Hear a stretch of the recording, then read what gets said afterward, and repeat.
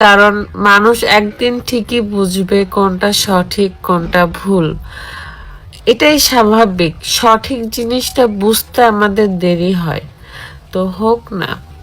তুমি ধৈর্য ধরো, অবশ্যই আল্লাহ তোমার জন্য কিছু রাখবে, কিছু রেখেছে। ধৈর্যশীল মানুষকে আল্লাহ পছন্দ করে। আমি চাইলেই কিন্তু অনেক কিছু বলতে পারি, অনেক কিছু করতে পারি, কিন্তু কিছুই করি না, কিচ্ছু না।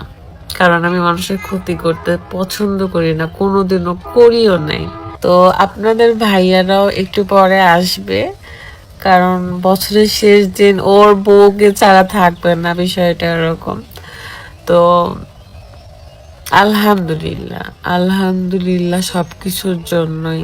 যা পেয়েছি, যা হারিয়েছি, সবকিছু একসেপ্ট করার ধৈর্য আল্লাহ আমাকে দিয়েছে।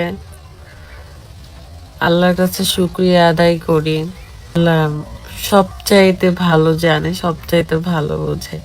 তার হুকুম ছাড়া তো গাছের পাতাও নড়ে না। ঠান্ডা লাগতেছে, আজকে কিছুই করবো না।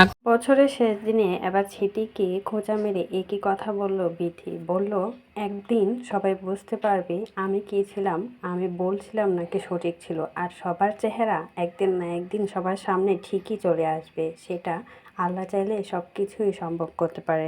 সবাই শুধু অপেক্ষা করুন, কয়দিন পরে দামাক আসছে। এমনটাই কিন্তু বললেন স্মৃতিকে উদ্দেশ্য করে। তো পুরো ভিডিওটা দেখতে থাকুন বিস্তারিত জানতে। কোথাও ঘুরতেও যাব না, আর এমনিতেও দেশের পরিস্থিতি যে খারাপ, আবহাওয়ার পরিস্থিতিও খারাপ।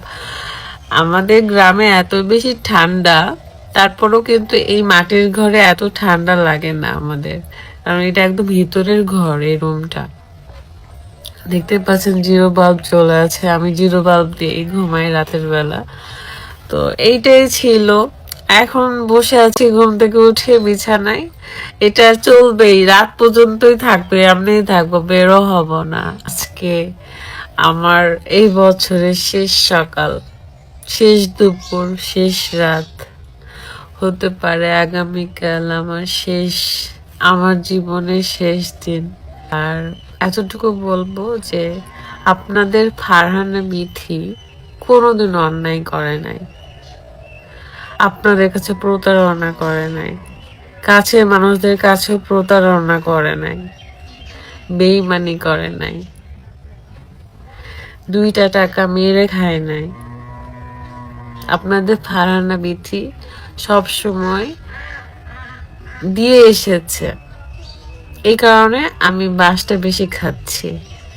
তো এতটুকু বলবো যে এতটুকু বিশ্বাস রাখেন, ইনশাল্লাহ একদিন অবশ্যই এটা প্রকাশ পাবে। এটা রাইট কি রং, আমি সঠিক কি না, এটা অবশ্যই একদিন বুঝতে পারবেন। আর